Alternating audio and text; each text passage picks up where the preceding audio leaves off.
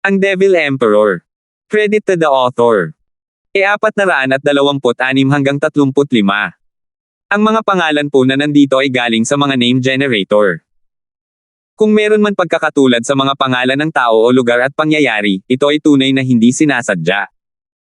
Sa pangunahing bulwagan ng Drifting Flowers Edifices, umupo si Lola sa upuang may kagalang-galang na kunot-noo.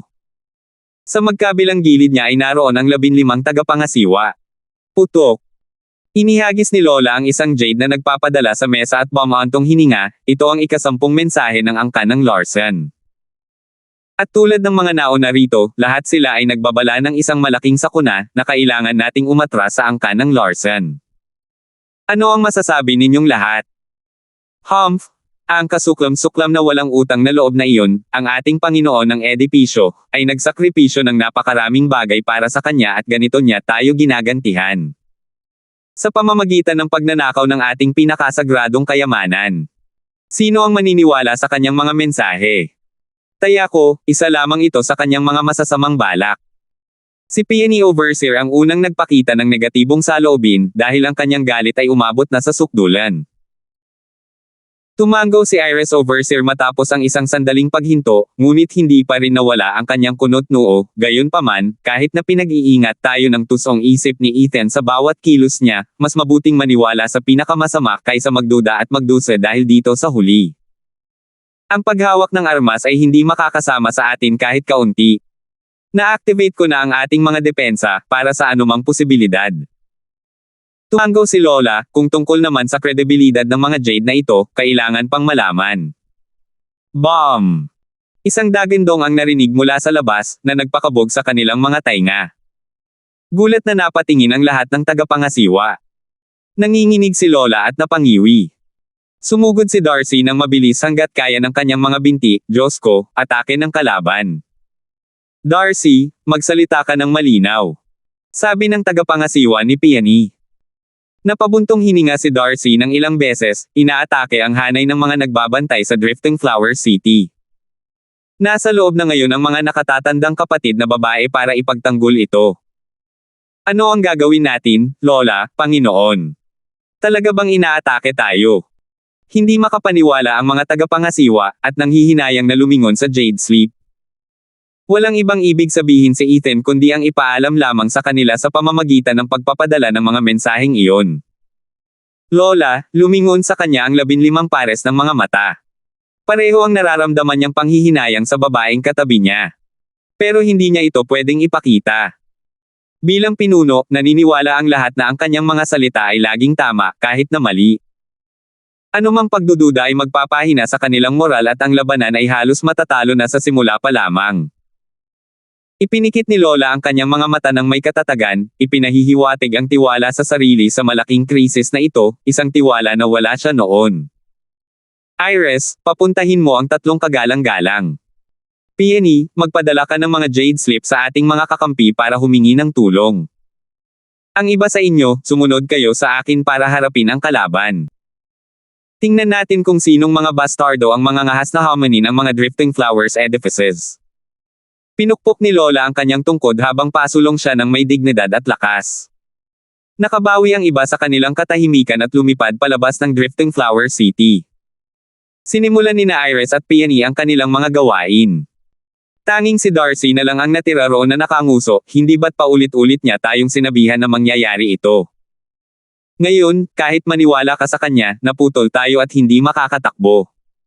Darcy, anong binubulong mo dyan?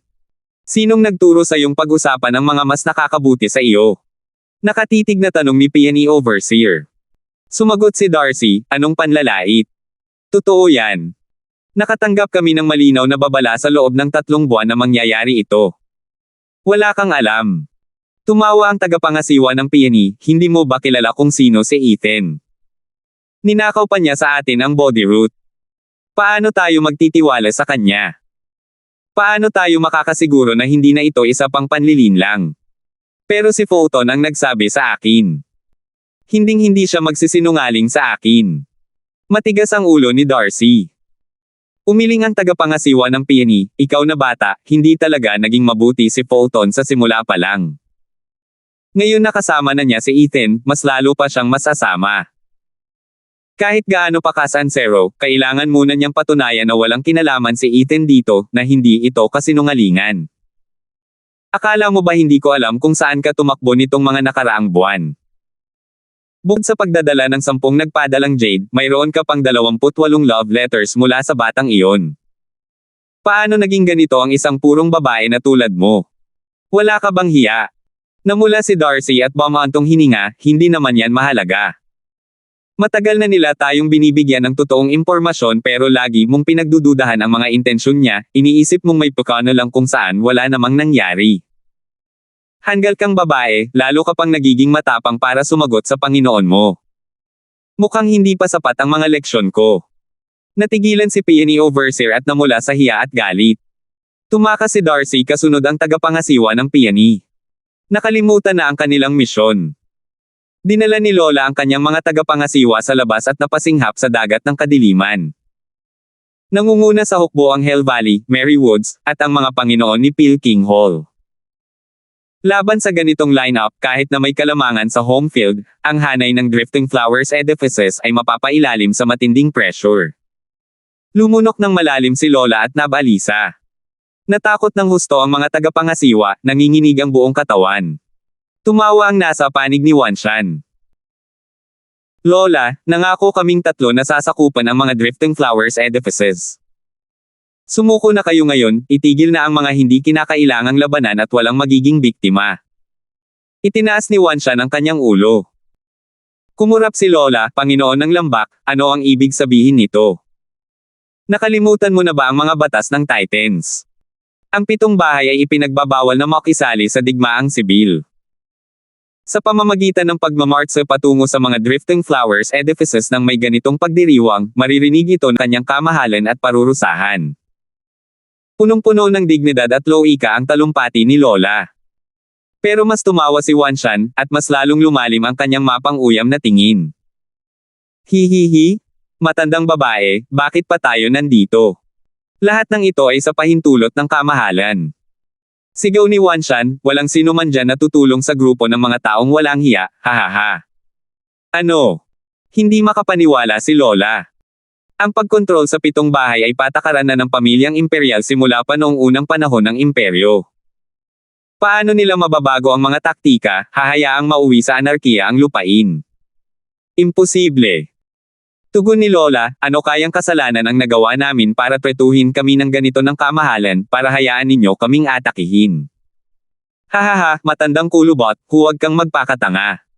Sino ba ang hindi makakaalam ng koneksyon mo sa kawawang si Ethan na yan? Dahil sa gulo na ginawa niya sa Imperial Palace, siya ang numero 1 kriminal sa bansa. At dahil sa mga koneksyon mo, hindi ka rin nalalayo sa huli.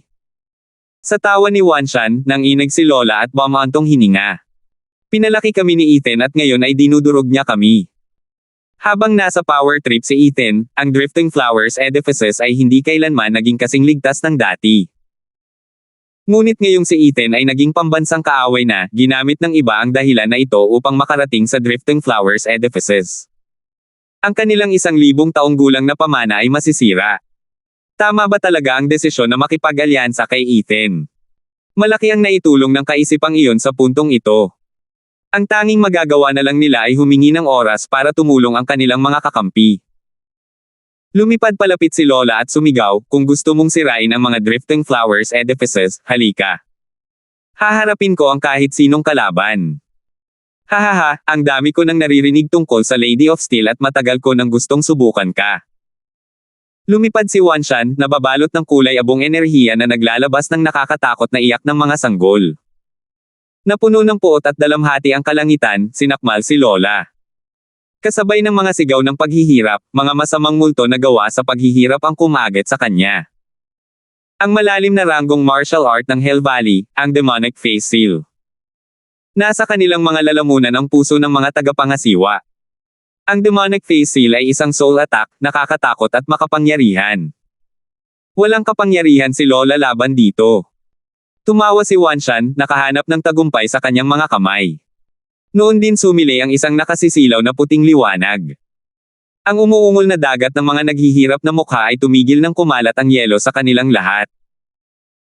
Nagpira-piraso ang mga ito, dinurog ang mga malademonyong mukha, nag-iwan ng puwang para kay Lola na lumabas at patalsikan si Wanshan gamit ang palad sa dibdib. At nag-iiwan ng pulang bakas. 427. Dumura si Wanshan ng nagyelong dugo habang nanginginig siyang tumayo, ang malalim na ranggong martial art ng Drifting Flowers Edifices, ang Heavenly Austere Ice Palm, na sinanay ng husto, ay kaya nitong I-freeze kahit ang aking demonic face seal. Binabati kita, Lady of Steel. Ang demonic face seal ni Valley Lord Yu ay napakaganda kahit para sa akin na baliwalain. Lahat ng ito ay dahil sa maraming dekada ng pagsusumikap kaya nagkaroon ako ng karangalan na pantayan ang mga kasanayan ni Valley Lord Yu. Dahil sa paghingal ni Lola na mukhang payat at mapatla, hindi rin naman bumuti ang kanyang pangangatawan. Ikinuyom ni Wanshan ang kanyang mga kamay at umatras. Tumawa si Boyet at sumunod na pumasok, hahaha, si Lola ay tumanda ng may kagandahan, higit pa sa mga katulad ni Valley Lord Yu. Paano kung ikaw naman ang susunod na magbiro sa matandang ito? Boyet, ikaw na mababang uri, gusto mo lang samantalahin si Lola na nakipaglaban ng husto at pagod na pagod. Pinipintasan mo lang ang mahihina. Mura ng isang tagapangasiwa. Tinanggap ito ni Boyet ng mahinahon at nagpakita ng magaan na ngiti, medyo mali iyan, ginang. Nagtulungan kaming tatlong bahay para hindi na kami mag-away ng mag-isa, paano ba nababagay dito ang pag-atake sa mahina? Gusto lang naming makipagdulo kay Lola ngayon sa halip na simulan ang pag-atake. Ginagawa namin ang isang pabor sa inyong lahat. Nangatwiran si Boyet, naiwan ang mga tagapangasiwa na walang masabi. Isang malamig na tawa ang pinakawalan ni Lola, habang nanlalabo ang mga mata. Ipinahiwatig ni Boyet na binibigyan niya ng kalayaan ang Drifting Flowers Edifices, ngunit isang bagay ang nanatiling hindi nagbabago. Sa isang todong digmaan, ang Drifting Flowers Edifices ang may disbentaha, ngunit hindi ito ganoon kadaling mabubuwal, lalo na kung mayroon silang depensibong hanay. Habang si Lola ang haligi ng mga edipisyo ng mga bulaklak na inaanod. Kung patay na siya, tapos na sana ang labanan. Kahit na may hanay, kapag walang mamumuno dito, tiyak pa rin ang pagkatalo. Gustong pugutan ni Boyet at ng mga kasama niya ang ulo at susunod ang katawan. Ang mga tunggalia ito ay sa katunayan ay lubos na pabor sa kanila. Agad na natunto ng matalinong Lola ang kanilang munting tukana. Ngunit tinanggap pa rin niya. Ang pagkatalo ng tatlong Panginoon ay magkakaroon ng parehong matinding epekto sa kaaway tulad ng kanyang pagkamatay. Hindi na kailangang sabihin pa na makakagawa ito ng kababalaghan sa pagbawas ng mga casualty ng Drifting Flowers Edifices at makakapidyo sa suporta ng kanilang mga kakampi. Ito talaga ang pinakamagandang pagpipilian sa kasalukuyang sitwasyon ng Drifting Flowers Edifices. Gaano man kaina ang Lola, kailangan niyang magpatuloy. Ang pagkasuklam kay Boyet na nangangaral ng katwiran ay palaging pumapasok sa isip niya. Magkabilang panig ay nag-aaway ng isipan, para sa sarili nilang interes, pero gusto nyo pa ring magmukhang astig kapag ginagawa ninyo ito. Boyet, halika. May lamig na ekspresyon si Lola at nakangisi. Ngumiti si Boyet doon, kalmado at walang inaalala. Ngunit sa sumunod na segundo ay naging mabangis siya, inilunsad ang Rainbow Cloud Palm gamit ang dalawang kamay, ang natatanging galaw ni Pilking Hall. Alam ni Lola na paparating na iyon at may hawak siyang panangga na yelo habang sumusulong siya. Maasim ang lason, pero hindi nito kayang kainin ng ganoon kabilis ang malinaw na yelo. Hindi nagtagal at isang kidlat lamang ang lumipas para makadaan si Lola sa makapal na ulap ng lason at marating si Boyet na may hampas ng palad. Habang pinapanood ang nagyayelong palad na papalapit sa kanyang dibdib, nanigas ang puso ni Boyet. Ang kanyang kapalaran ay malapit ng maging katulad ni Wanshan bago siya. Maaaring kinakabahan siya sa paparating na yelo, pero hindi siya nataranta. Nagkaroon pa siya ng oras para magpakita ng nakakatakot na ngiti. May masamang kutob si Lola tungkol dito. Whoosh! Mula sa makapal na hamog, isang lalaki ang bumaril sa harap ni Boyet at sumuntok. Ito ay si Luban ng Merrywoods. Ikaw. Sigaw ni Lola. Ngumisi si Luban, isa lang. Nagbanggaan ang suntok at palad. Ang mabangis na kapangyarihan ni Luban ay tumusok sa yelo sa kanyang palad at nagdulot ng kaguluhan sa kanyang katawan. Kasabay ng isang matalim na tunog, gumuho ang nagyayelong kalasag at 10 malalakas na suntok ang tumama sa kanyang katawan, na nagpalipad sa kanya. Tumalsik siya sa ulap ng lason at tumama sa lupa. Ang dugong idinyure niya ay nagkulay sa lupa ng nakakatakot na mga kulay. Ito ang pinakamasamang resulta. Si Lola ay malubhang nasugatan at nalasan ng Rainbow Cloud Palm. Paf! Paf! Habang bumubuga ng mas maraming dugo, tinitigan ni Lola ang dalawang nasa itaas ng may walang katapusang puot, ang malalim na ranggo ng martial art ni Mary Woods, Empty Cloud Art. Ang aming Empty Cloud Art ay batay sa bilis, paghahati ng isang atake sa ilang mga suntok upang punitin ang iyong mga loob. Habang mas umuunlad ang cultivation, mas maraming hati. Maaaring mayroon kang yelong nagpoprotekta sa iyo, ngunit kahit na iyon ay hindi kayang harangan ang lahat ng mga ito. Nagawa kong magpakawala ng 20 hati, hahaha. Tumawa si Luban sa pagmamalaki. Sumugod ang mga tagapangasiwa sa tabi ni Lola, at tinitigan ng may puot ang 2 Panginoon sa itaas, mga walang kwentang basura kayo. Ganyan ba ang ugali ng isang Panginoon ngayon, sinasaksak ang mga tao sa likod? Naku, hindi. Hindi ba't nasabi ko na iyan? Ito ay isang koalisyon ng 3 bahay. Kahit ano ay pwede. Isa pa, tayong dalawa ay mahusay na nagtutulungan at hindi pa nga namin kayo napapaligiran ng aming mga puwersa. Anong problema doon? Natatawang sabi ni Boyet. Nagliyab ang mga mata ng mga babae dahil sa lahat ng galit na kumukulo sa kanilang mga puso. Hinihingal si Lola, nahihirapan man lang magsalita, ibalik mo na ako, ngayon na. Natatawang sabi ni Boyet, hindi ka makakatakas ng ganoon kadali. Umatake ka. Nakayuko ang ulo nila. Ito ang perpektong sandali para pabagsakin silang lahat. Naiintindihan ko. Ang dagat ng mga tao ay dumating na parang alon. Nagmadali ang mga tagapangasiwa upang ibalik si Lola sa ligtas na lugar. Ngunit mas mabilis ang pangkat ni Boyet na binubuo ng 2, at gumawa ng isang masamang suntok sa papa-atres na Lola. Alisin mo siya sa eksena at susunod ang mga edipisyo ng mga naaanod na bulaklak. Nagtakbuhan ng ibang mga babae para ipagtanggol siya. Walang nagawa ang mga tagapangasiwa sa harap ng 2 Panginoong may lupa. Patay sila sa isang suntok, hindi na nakapigil kahit 1 segundo. 2 pa ang bumalik para umatake, ngunit pinigilan sila ni Lola. Lola! Sigaw nilang lahat. Bumantong hininga si Lola, hindi ako makakaligtas dito pero ikaw ang kinabukasan ng mga Drifting Flowers edifices. Umalis ka na, at umalis ka na. Hayaan mong si Iris ang maging Panginoon ng edifices. Pipigilan ko sila.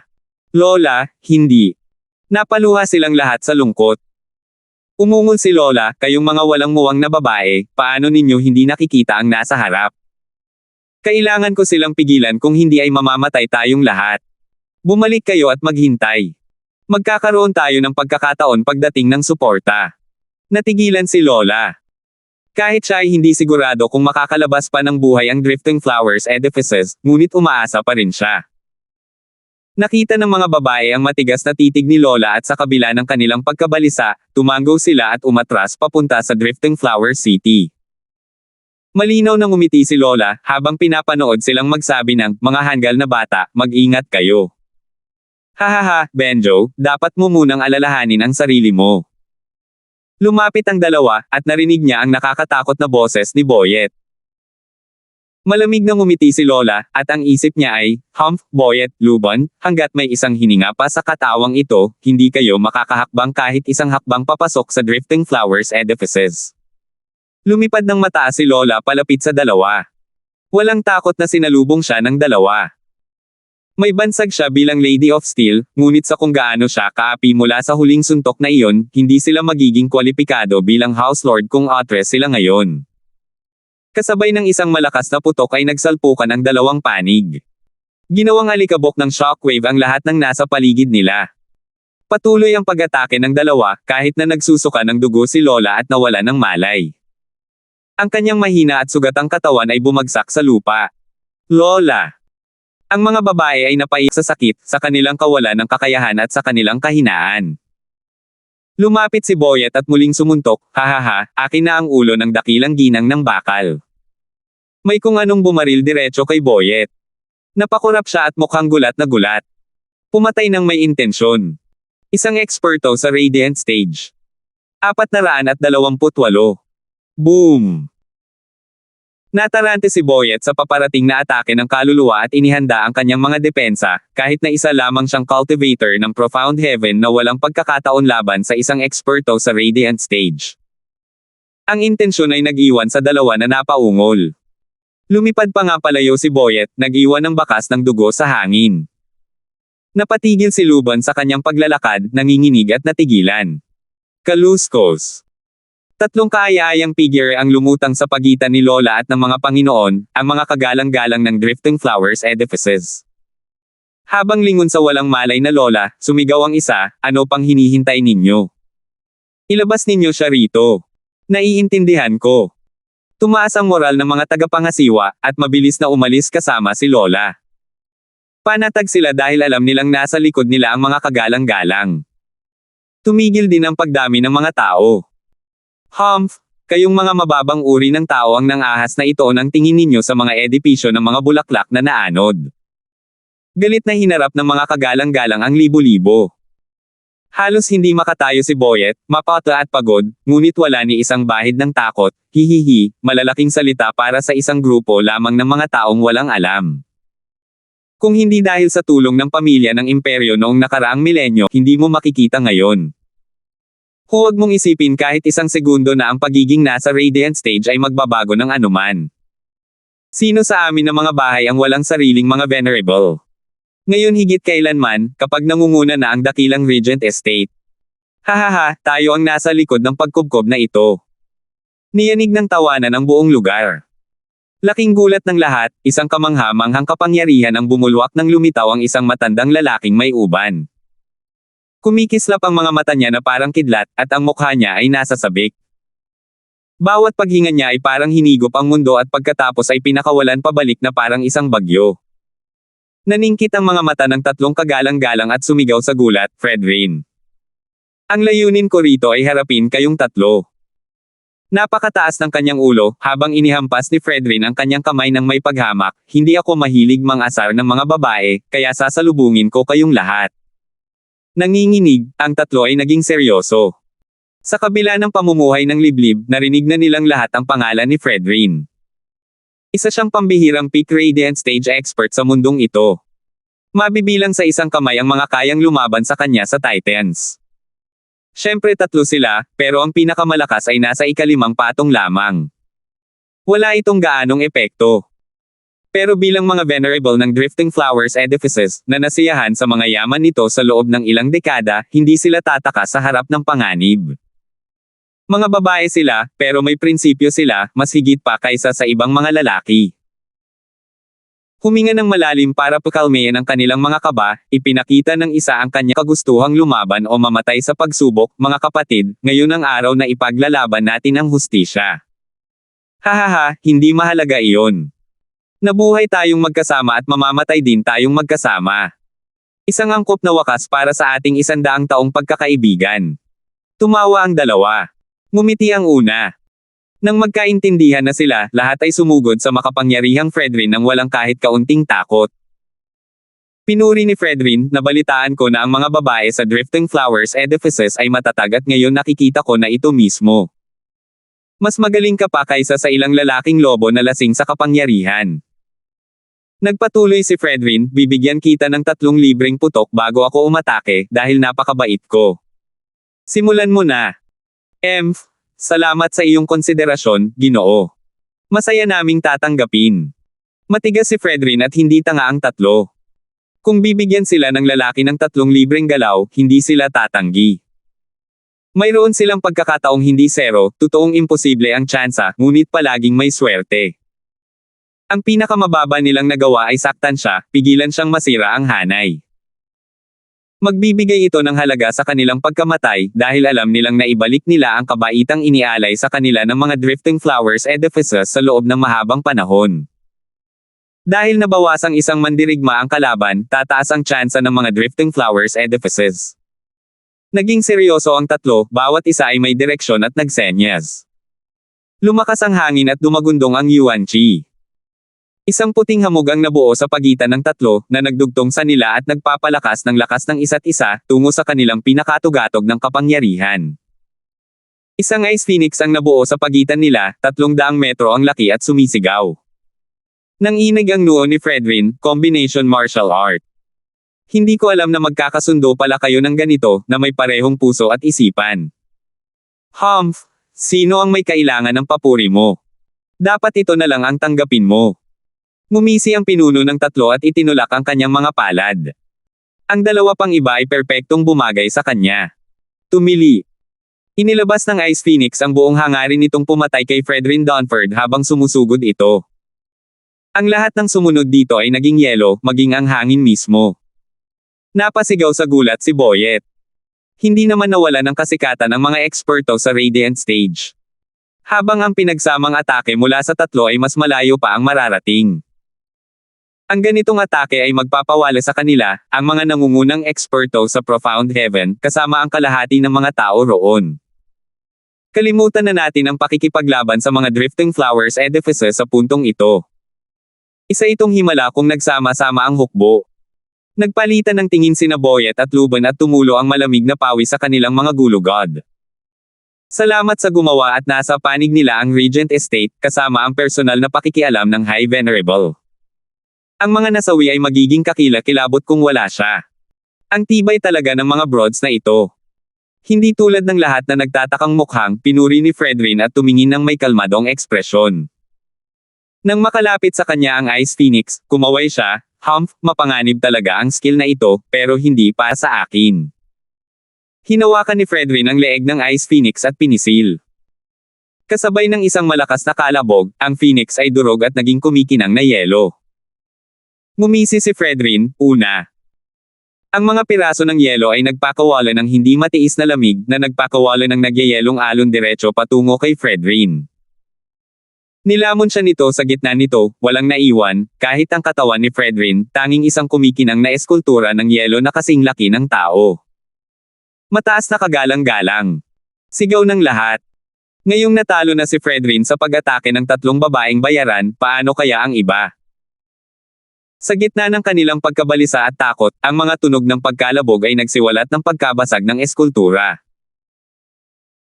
Kasabay ng isang malakas na putok, si Fredrin ay nabunyag sa lahat ng kanyang kaluwalhatian kasabay ng isang nakakabaliw na tawa, sino ang mag-aakala na ang ganitong pag-atake ay may nakatagong mas malakas pa. Hahaha, nakakamangha. Hindi naman sa wala itong naitulong sa mga katulad ko. Ang mataas na kagalang-galang ay walang talo. Naghiyawan ang mga tao. Tumunog ang mga ungol nang biglang sumulpat ang tatlong kagalang-galang sa mukha ni Fredrin. Fredrin, alam naming hindi gagana ang ataking ito, kaya naghanda kami ng kaunting bagay. Sigaw ng pinuno. Sumigaw din ang dalawa pa at ang kanilang mga daliri ay bumuo ng espada. Malalim na ranggong martial art, Dark Heaven Finger. Ibinigay ni Fredrin ang lahat para labanan ito. Ngunit ang yelo at lamig mula kanina ay nagpabagal sa kanya. Binibigyan ng tatlong kagalang-galang ng sapat na oras para matamaan ang kanilang mga daliri sa espada ang kanyang mga pressure point. Kasabay ng tunog ng nagyayelong tubig, naramdaman ni Fredrin ang nagyayelong lamig na sumalakay sa kanyang katawan at nagyelo sa kanyang mga ugat. Laking gulat niya nang halos hindi ito mapigilan ni Yuan Chi. Hindi ito maaaring mangyari. Sa kanyang kapangyarihan, kahit ang tatlong ito ay hindi siya kayang patigilan, ngunit ngayon. Naging seryoso si Fredrin, at sumibol ang pagdududa. Nakakuyom ang kanyang mga kamao at nanginginig ang katawan. 429. Malamig na ngumiti ang pinuno, Fredrin, akala mo ba ay linlangan ka lang ng combination art na yan? Mali, napakamali, hahaha. Ang yelo sa ibabaw ni Fredrin ay lalong tumigas at lumapot, ang kanyang katawan ay nanigas at tanging ang kanyang mga mata lamang ang gumagalaw. Nakulong siya sa loob ng yelo na parang leon, handang tumalon palabas sa isang iglap at punitin ang tanong nito. Huwag mo akong tingnan ng ganyan. Walang pagkakataong makalabas dito. Ang malamig na enerhiya ng Ice Phoenix ay nagpapanatili sa iyong nagyayelo, hindi pa kasama ang nagyayelong enerhiya sa iyong katawan na nagseselyo sa iyong Yuan Chi. Sa ganitong paraan, ang aming Dark Heaven Finger ay gagana kasabay ng unang atake at magpapalamig sa iyo ng tuluyan. Kumislap ang mga mata ng pinuno sa tuwa ng tagumpay, hahaha, maaaring isa kang fake expert, pero dahil nasa yelo ang Yuan Chi mo, kahit makaalis ka sa aming galaw, mababawasan ang kapangyarihan mo sa kalahati. Fredrin, ikaw mismo ang may gawa nito. Kahit naniga sa lamig, hindi natarante si Fredrin, at nagsalita sa mapang-asar na tono, mga hags, huwag mo akong siran ng maaga. Walang tatalo sa mga pandaraya mo sa parlor. Nagpakawala si Fredrin ng maladrago na ungol at sumabog sa isang gininto ang ulan. Umungol. Siyam na gintong dragon ang bumaril mula sa loob niya. Ang malalakas na alon ng Yuan Chi ay nagpatalsak sa yelo at nagpalipad din sa tatlong babae. Nag-iwan ng bakas ng dugo ang tatlo habang nakahandusay sa lupa. Pagtingala nila, pinanood nila si Fredrin na bumaba na parang isang Diyos, nababalot ng siyam na dragon at may mapang-ipang aura. Ang walang humpay na kapangyarihang iyon na bumabalot sa kanya ay patunay ng kanyang kalagayan ng kalusugan, hindi napinsala, at hindi nagalaw. Mas lalo pa itong ikinagulat ng mga babae, na sinundan ng kawalan ng pag-asa. Kung kahit ang kanilang pinagsamang mga atake ay walang magawa, ang lalaking ito ay kakaiba, parang Diyos. Yumuko sila, mapait, dahil nawala na sila ng pag-asa. Huminahon si Fredrin sa nakasisilaw na liwanag at hindi sila pinansin na parang emperador habang itinaas ang pangalawang daliri, ang Imperial Tyrant Body Art ang pinakamalakas na paraan ng paglilinang sa mga bahay. Walang makakapidyaw sa akin. Iyon ang pangalawang galaw. Mga kapatid, may isa pa tayong pagkakataon. Napag-isipan na ba ninyo? Nagpakita ng determinasyon ang pinuno, handang mamatay. Ngumiti ang dalawa pa, ano pa ang maiisip? Sa ating pinakamahuhusay na kasanayan, iyon lang ang magagamit natin. Gawin natin. Tumango ang pinuno, isinandal ang kanilang mga paa sa ilalim nila at pinagmasdan si Fredrin sa itaas ng walang takot. Fredrin, tuparin mo ang iyong pangako. Dahil sinabi mong bibigyan mo kami ng 3 libreng galaw, 3 na lang ang mayroon kami. Siyempre naman. Ang salita ko ang aking pangako. Pero ano kayang maisip mong paraan para gumana, singgal ni Fredrin. Kalmado ang pinuno, wala, dugo lang natin para sa ating sambahayan. Tumalo ng mataas ang 3 kay Fredrin, nang may lakas at bilis. Kumunat ang noo ni Fredrin, hindi malinaw ang kanilang pakay. Ano pa bang ibang combination art ang ginagamit nila? Bakit wala akong maramdaman? Ang mga kagalang-galang ay lumiko sa 3 direksyon sa paligid niya at itinutok ang kanilang mga palad pasulong. Sa 3 tunog, ang mga palad ay tumama sa perpektong katawan ni Fredrin, nang walang kahit kaunting galos. Tinanggap lang ito ni Fredrin na parang isang kampyon, habang nakakross ang mga braso. Tiningnan niya sila nang may pagtataka, ito na ba ang huling galaw ninyo, isang palad? Wala man lang kahit isang kasanayan sa likod nito. Walang paraan para saktan ninyo ako gamit iyon. Nawala na ang huling pagkakataon ninyo. Hahaha, salamat Sir Donford sa pagbibigay sa amin ng mga malayang galaw na ito, ngunit ang palad na ito ay kalahati lamang nito. Kasabay ng kakaibang ngiti, sumenyas ang pinuno. Sumunod ang dalawa pa. Naguluhan si Fredrin, gusto ba nilang gumamit ng ilang napakasikretong sining? Pero bakit parang pamilyar ang karatolang iyon? Dinilat niya ng mariin ang mga mata at sumigaw, pagsira sa sarili. Ikaw. Ito na ang huling hakbang natin, kamatayan bago kahihiyan. Ngumisi ang mga babae. Natakot ng husto si Fredrin. Dahil sa lapit ng 3 eksperto sa Radiant Stage at handang sumabog, kahit ang Imperial Tyrant Body Art ay hindi ito natiis. Ginamit niya lahat ng kanyang Yuan Chi upang magpakawala ng gininto ang liwanag at paliparin ang 3. Masyadong kulang, huli na. Sa isang huling ngiti, sa natatarante na tingin ni Fredrin, 3 pagsabog na nakayanan ang mundo ang Samaire sa lugar. Boom! Nilamon ng malalaking bola ng apoy ang kalangitan, niyanig ang lahat. Kahit na nakaayos na ang hanay, ang Drifting Flowers City ay wasak na ngayon. Yumuko si Boyet nang malagpasan siya ng nagliliyab na apoy. Isang pabaya na kilos lang ay maaaring masunog ang kanyang ulo. Nang muling humihip ang malamig na hangin, ang mga tao ay tila gulat na gulat. Ang mga bundok sa paligid nila ay patag na ngayon habang ang mga puno ay lumulutang na parang abo. Nadurog at namatay ang mga Meridian ng mga disipulo ng Bone Tempering. Marahil gusto nilang makita ng mas malapitan ang kamatayan, o sadyang malas lang, inilabas nila ang kanilang leeg para makita ang maluwalhating apoy ng apokaliptiko, ngunit kalahati lang ng kanilang katawan ang nasunog, patunay ng kanilang kahangalan. Nanginginig ang buong puso ni Boyet.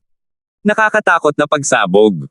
At iyon ay nagmula sa pagsira sa sarili ng tatlong eksperto sa Radiant Stage. Paano naman ang taong nasa kaibuturan nila, ang kanilang High Venerable? Lumingon siya sa paligid ng may takot at sumigaw, mataas na kagalang-galang, ayos ka lang ba? Boom! Isang itim na figure ang bumagsak sa lupa. Nagmadaling lumapit si Boyet at nakita ang mukha ni Fredrin na nasusunog sa itim, wasak at nawala ng anumang ekspresyon ng pagiging superior. Paf! Paf! Sunit ang dugo at napabuntong hininga si Fredrin. Habang pinagmamasdan ang mga mukha, natuwa siya sa kanyang bagong buhay. Mataas na kagalang-galang, kahanga-hanga kang nakalabas ng buhay mula dyan. Ikaw lang ang nag-iisa sa Titans na nakagawa niyan. Nag-thumbs up si Boyet at dinilaan ang puwet. Walang oras si Fredrin para sa kanyang mga kalokohan, nakasimangot, bakit nila ginawa iyon? Ang ibig mong sabihin ay yung mga kagalang-galang na edipisyo ng mga drifting flowers. Ngumiti si Boyet, sino ang may pakialam? Hindi ka nila matatalo kaya naisipan ka rin nilang hilahin pababa. Pero hindi nila naisip na kahit ito ay hindi ka kayang patayin. Buo ka pa rin. Hihihi. Wala silang kwenta, mga ugok. Hindi. Mahinang umiling si Fredrin, ang isang cultivator na nakarating na sa Radiant Stage ay pahalagahan ang kanyang buhay higit sa lahat. Hindi nila kailanman isusugal ang kanilang buhay maliban na lang kung ito ang pinakahuling paraan. Maaari sana nilang gamitin ang hanay ng Drifting Flowers edifices para pigilan ako at makatakas. Kaya bakit? Sandaling tumigil si Boyet, sira ulo. Siguro. Hahaha, mahinahon lang naman yan. Bahagya pang itinaas ni Fredrin ang kanyang katawan, ang Drifting Flowers edifices, isang larangan ng kababaihan, ay hindi nakaligtas sa mga walang kabuluhang salita lamang sa loob ng maraming taon. Si Fredrin ay napaatras. Nagtanong si Boyet, mataas na kagalang-galang, hindi ba tayo umaatake? Siyempre naman, tanga. Pero problema mo yan. Kailangan kong gamutin ang mga sugat ko. Hindi mo ba nakikitang hindi nga ako marunong lumipad at bali ang binti ko? Nakatitig pabalik, at nagmura si Fredrin. Pero hindi siya umalis ng walang huling payo, huwag kang maging pabaya, hindi dapat maliitin ang mga kababaihan ng Drifting Flowers edifices. Tumanggaw si Boyet, at nakipagtitigan kay Luban, kung titingnan ang iyong kaawa-awang kalagayan, marami tayong matutuklasan. Pero, tumingin sila pabalik sa Drifting Flower City at nakaramdam ng pananakit ng ulo. Kung walang Radiant Stage na susuporta sa kanila, ilang taon kaya bago sila makabangon. Ang mga eksperto ng Regent Estate ay nagsilbing suporta lamang, iniiwan sa kanila ang mabibigat na gawain. Ang tanging katulong, si Fredrin, ay wala na ngayon dahil sa medical leave. 430. Bomb! Tunog! Niyanig ng pagsabog ang buong Drifting Flower City, nagkawatak-watek ang mga bahay at naging alikabok. Ang pangunahing bulwagan ng mga Drifting Flowers edifices ay may mga mahinahon at matatalinong babae na humahawak sa pang-araw-araw na gawain ngunit ngayon ay umiiyak na sila sa takot. Si Lola, mapata at mahina, ay nakahiga sa sahig, umuugoy kasabay ng ritmo ng pagsabog. Ang kakaibang pagtama ng kanyang ulo sa lupa ay nagpakunot ng kanyang noo at nagpamulat ng kanyang mga mata. Tiya tao, gising na si Lola. Sigaw ni Peony Overseer. Sumugod palapit ang head alchemist ng Drifting Flowers edifices na si Tao Daniang, matatag na ang pinsala ni Lola, pero... Ano? Tanong ng tagapangasiwa ni Peony. Bumantong hininga si Tao Daniang, ang pag-alis ng laso ng Rainbow Cloud Palm ay higit pa sa kakayahan ng mga kulubot na kamay na ito. Sila lamang ang may hawak ng panlunas. Anong gagawin natin ngayon? Tanong ni Peony Overseer, nasa labas lang ng gate natin ang Pilking Hall. Dapat ba tayong lumabas at kumuha ng isa para piliting mailabas ang antidote sa kanila? Umiling ang lahat dahil sa kung gaano sila kawalang magawa. Malakas na ang Pilking Hall ng mag-isa, pero ngayon sa koalisyong tatlong bahay, mas mahihirapan pa para sa Drifting Flowers edifices na harapin sila. Ang paglabas ngayon ay parang pagpapakamatay lang. Ngumiti si Iris Overseer, Peony, huwag kang kabahan, si Pilking Hall ay may monopolyo sa antidote ng Rainbow Cloud Palm hanggang ngayon. Nakalimutan mo na ba kung paano naunawaan ni Ethan ang antidote sa 100-pill meeting kung saan pinagaling niya sina Lola, Tia Tao at marami sa ating mga kapatid na babae? Kahit ang kanilang nangungunang alchemist, si Vicious Pilking, ay nasa ilalim na ngayon ng Larsen clan. At dahil kakampi niya ito, hindi na kailangang matakot sa anumang lason. Oo, kailangan lang natin silang kontaken at magiging maayos din si Lola. Tumanggaw si Tia Tao, nakahinga ng maluwag. Pakiramdam niya ay ang pagkakaroon ni Ethan bilang kakampi ang pinakamagandang nangyari sa kanila. Ang Rainbow Cloud Palm na pumipiga sa kanila bawat minuto ng bawat oras ay isa na ngayong bahagi ng nakaraan. Sumimangot si Peony Overseer, ang kanyang mukha ay hindi natural, pero ninakaw ng tusong iyon ang ating mahalagang pamana. Paano natin siya mapagkakatiwalaan? Mabuti kung ibabalik niya ito. Pero kung hindi, nanghihinang hamina ang mahinang boses ni Lola. Pagkatapos ay nakapagsisyon siya at matatag na nagsalita, ang magagawa lang natin ay magpatuloy. Kung gusto nating mabuhay ang Drifting Flowers edifices, kailangan nating makipagkompromiso. Kailangan natin ang mga kakampi na tulad niya ngayon. Ano ang saysay ng pagbawi ng kayamanan para lang makahanap ng lungsod na puno ng mga bangkay? Naging malalim ang pag-iisip ng lahat. Lumalaki ang kanilang respeto kay Lola. Nakamit ni Lola ang respeto ng lahat ng bahay dahil sa isang dahilan. At sa parehong dahilan, pinanatili niyang nakalutang ang mga Drifting Flower edifices sa lahat ng panahong ito. Bilang isang Panginoon ng bahay, kinailangan niyang magkaroon ng isip at mga matang higit pa sa saklaw ng karaniwang tao, na may matayog na ambisyon at matatag na determinasyon. Palaging nag-iisip ng pangmatagalan at hindi kailanman namimili ng mga detalye. At sa kanilang huling oras, ang Drifting Flowers edifices ang pinakakailangan ng mga kakampi. Hindi nila maaaring itapon si Ethan para sa kahit anong body root. Para na rin itong pagputol ng mga binti. Kaya gusto mong sumando sa angkan ng Larsen. Sumimangot si Peony Overseer, tutol pa rin. Ninakaw ni Ethan ang mga gamit nila pero humingi pa rin sila ng tulong sa kanya. Hindi ba't parang paghingi iyon ng tulong sa isang magnanakaw? Mababaliw sa putikan ang pangalan ng Drifting Flowers edifices, pati na rin ang sa kanyang mga kapatid na babae.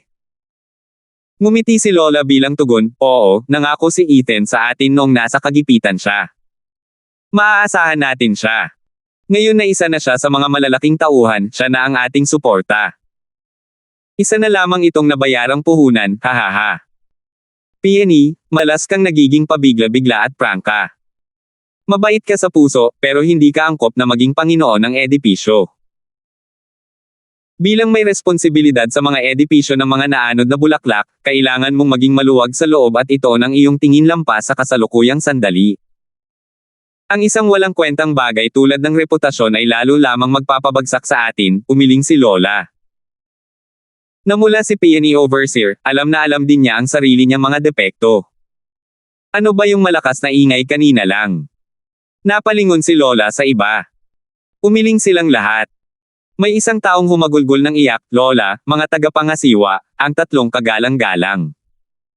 Paano ang mga kagalang-galang? Natatarantang tanong ni Lola. Sumangot ang dalaga, pinatay ng mga kagalang-galang ang sarili para harapin si Fredrin. Ano? Nanginig si Lola sa kadumura ng dugo, kasabay ng paglandas ng mga luha sa kanyang mukha. Lola! Nataranta ang iba. Kumaway si Lola sa kanila, nagkamali ako na inakay ko sila patungo sa kanilang kapahamakan. Kung sinunod ko lang sana ang mga babala ng angkan ng Larsen at umatras, buhay pa sana sila at hindi sana namatay ng walang kabuluhan. Lola, si Ethan lang ang dapat sisihin. Siya ang unang nagtaksil sa atin.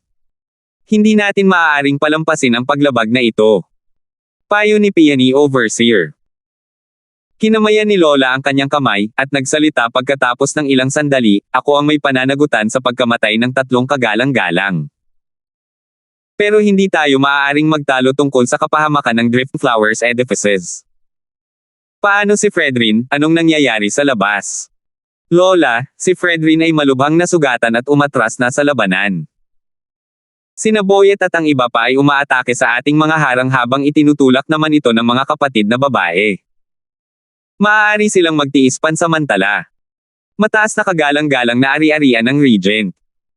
Kumusta naman ang mismong ari-arian ng Regent? Tanong ni Lola. Umiling ang batang babae, Lola, wala po silang senyales. Ibig sabihin, hindi kasali ang Regent Estate. Sumimangot si Lola, mga tagapangasiwa, sumama kayo sa mga depensa at huwag kailanman umatake, lumaban lamang.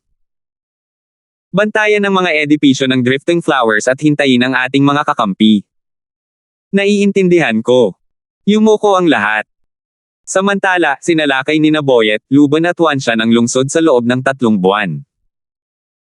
Bagamat ang 3 bahay na nagkakaisa ay isang puwersang dapat harapin, ang mga depensa ng drifting flowers edifices ay parang pader na bakal.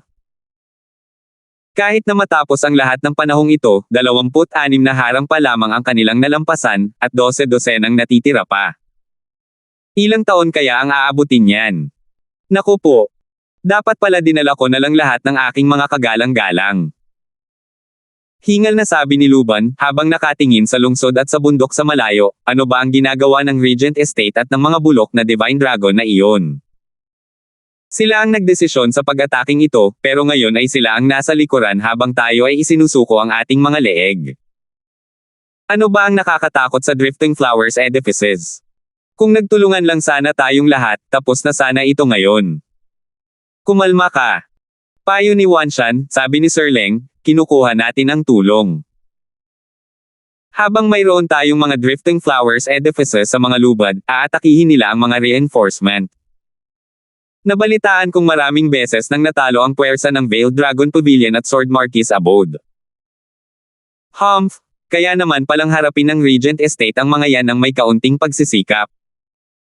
Ano pa ang saysay ng pagkakaroon nilang lahat sa likuran bilang suporta?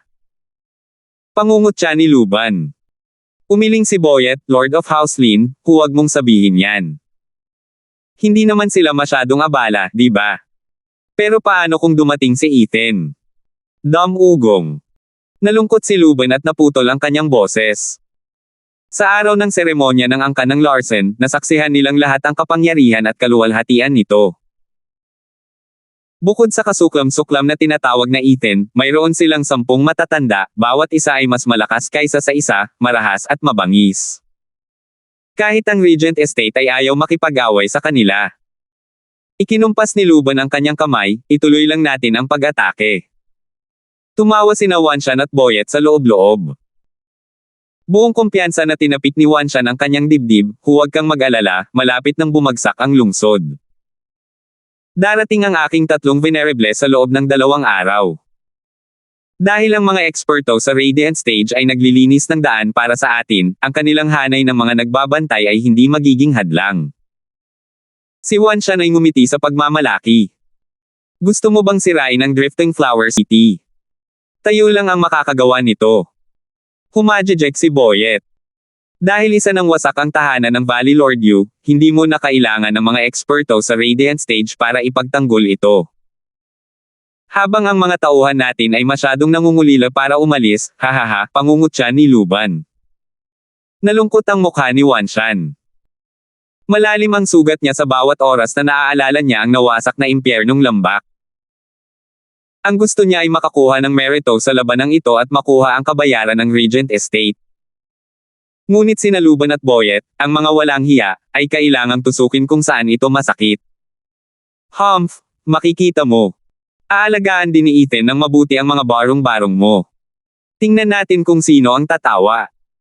Ang isip ni Wanshan ay puno ng masasamang sumpa. 431. Sir Leng, may updates po ba? Sa isang tahimik at maliit na silid, nakaupo si Winford sa isang mesa na malalim ang iniisip nang pumasok si Timothy na tumatawa, dahil 3 buwan ang kinubkob ang mga drifting flowers edifices, patuloy pa rin ang pagdating ng maliliit na fries. Nakakabagot talaga. Kailan kaya kakagat ang isang malaking isda? Sir Leng, Ano sa palagay mo ang pinaplano ng malaking isdang iyon ngayon? Pagkatapos yumuko, bumantong hininga si Winford, Panginoon ng ari-arian, natatakot ako na hindi magkatugma ang ating plano at ang realidad. Saan nga ba talaga? Tanong ni Timothy. Nagsalita si Winford, ang pangunahing plano namin para painitin ang mga katulong ay ang kunwaring umatake sa mga drifting flowers edifices para maakit palabas si Ethan. Gamit ang Nine Dragons Diamond Body ng Estate Lord, bigla naming maaabutan si Ethan at matatapos sa isang mabilis na suntok. Gayunpaman. Ano? Naiinip na tanong ni Timothy. Umiling si Winford, ang nangyari ay nahulog na ang loob natin dito. Ano, paano? Nabigla si Timothy. Sinabi ni Winford, sa pagiging isang hiram na kutsilyo. Hindi mapakali, tinitigan siya ni Timothy. Paliwanag ni Winford, maaaring mali ang hula natin sa layunin ni Ethan. Mas malawak ang kanyang pananaw. Akala natin ay paprotektahan niya ang kanyang mga kakampi upang mapanatili ang kanyang kapangyarihan. Ngunit dahil ilang buwan ang kinubkob ang mga drifting flowers edifices ngunit wala pang senyales ng Larsen clan, ipinapakita nito na pinabayaan na niya sila. Kung mayroon man, umaasa siya sa amin na sirain ang mga drifting flowers edifices para sa kanya. Ano? Nanginig si Timothy, para saan? Ano ang mapapala niya rito? Sobra. Natatawang sabi ni Winford, ang taong walang ugat ang pinakamadaling maimpluwensyahan. Kahit na makaligtas ang drifting flowers edifices at manalo sa huli, ang drifting flowers edifices, kung sino man ito, ay mananatiling kakampi lamang. Ngunit kapag bumagsak ang drifting flowers edifices, tatanggapin niya ang mga babae ng bukas palad, kukunin ang mga ito sa kanyang panig at iiwan na lamang ang mundo para sakinin. Napakatuso ng plano, napakabaluktot ng isip. Kahit ako ay mahihinuha lamang ito mula sa kasalukuyang kalagayan. Si Ethan ay isang tunay na demonyong utak. Sa aking mga kalkulasyon, hindi lamang niya nais na sirain natin ang mga edipisyo ng drifting flowers, kundi pati na rin ang lahat ng kanyang mga kakampi. Pagkatapos ay tatanggapin niya sila na parang isang mabuting Samaritano at sila, sa kanilang sandali ng pasasalamat at kahinaan, ay tatanggapin ang pagbabalik loob ng buong puso. Maging si Winford ay nakaramdam ng malamig na pawis sa kanyang noo sa puntong ito. Ang mga tusong tukana ni Ethan ay hindi kailanman nagbigay ng puwang para sa mga pagkakamali, gamit ang balabal at punyal upang saksakin ang sarili niyang mga kakampi sa pamamagitan ng kanyang mga kaaway. Maging si Winford ay natamba sa mga tusong tukana ng isang utak. Si Ethan ang pinakadelikadong kakampi sa ngayon. Natarante si Timothy sa loob, si Veiled Dragon Pavilion ang unang nag-alaga sa angkan ng Larsen at si Ethan ay dating may malapit na ugnayan kay Clara. Ganoon na ba siya kadelikado sa loob para isantabi ang lahat at magplano laban sa kanila? Iyan ang dahilan kung bakit kasuklam-suklam si Ethan. Bumantong hininga si Winford, ang isang taong may ambisyon ay tumitingin lamang sa mga bagay-bagay mula sa isang perspektibo at hindi kailanman hinahayaang pababain siya ng ilang platonic na relasyon. Tumanggaw si Timothy, pero paano niya nalaman na aatakihin natin ang drifting flowers edifices gamit ang tatlong bahay? Hahaha, Panginoon ng ari-arian, natatandaan mo ba noong plano nating hatiin ang ating mga puwersa sa tatlo at sabay-sabay na talunin silang lahat? Sino ang nagmungkahi na atakihin natin ang isang bahay sa bawat pagkakataon at painitin ang mga katulong? Kumslap ang mga mata ni Winford. Sumigaw si Timothy, Levi. Siya nga. Tumanggaw si Winford, hindi ko masyadong inisip noon, mas mabuti nang alisin si Ethan sa eksena sa lalong madaling panahon. Pero ngayon, hahaha, pinaglalaroan lang tayo ng pamilya ng imperyo. Kasangkot din ba ang emperador? Oo. Tinapik ni Winford ang gulat na si Timothy. Kakaiba pa rin ang tingin ni Timothy, hindi ba gusto ng emperador na patayin natin si Ethan? Bakit siya kakampi niya ngayon? Pag-arte lang ba ang nangyari sa palasyo para sa paningin ng Regent Estate? Hindi naman. Masyadong nag-iisip ang Estate Lord. Noong nag-aaway sina Ethan at ang emperador, gusto ng emperador na paalisin si Ethan, pero pati na rin kami. Nakangiting paliwanag ni Winford, hahaha, ito sa palagay ko ang nangyari. Nagpatulong sa atin ang emperador sa mga Divine Dragon pero ginamit niya ang mga ito para mahanap ang plano nating pag-atake sa mga Drifting Flowers edifices at ibinigay ito kay Ethan. Dahil sa tusong ugali ng Tuso, alam niyang ang pagtabi at pagtanggap ng Bogbog ay magpapabagsak sa kanyang mga kakampi. Kaya inatake niya ang Hell Valley. Napansin ng emperador ang kanyang ginawa at inutusan ang mga banal na dragon na imungkahi ang plano ng tulong, hindi para akitin si Ethan kundi para bigyan siya ng oras para sirain ang Pilking Hall at Merry Woods. Ang pangunahing plano ng pamilya ng Imperial ay hindi ang sirain ang isa sa aming dalawa, kundi ang pareho kaming nasa huling yugto ng aming buhay, sa aming pinakamahinang kalagayan.